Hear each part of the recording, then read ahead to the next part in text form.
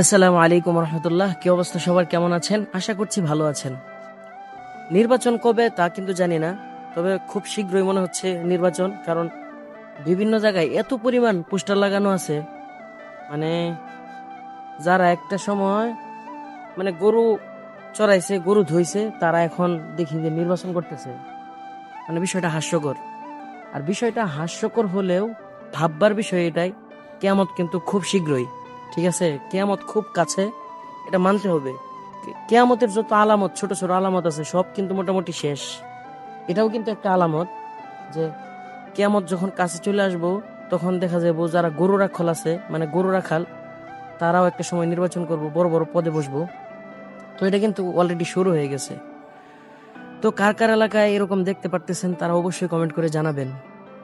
আমাদের এলাকায় দেখা গেছে 20-25 জন দাঁড়ায় গেছে।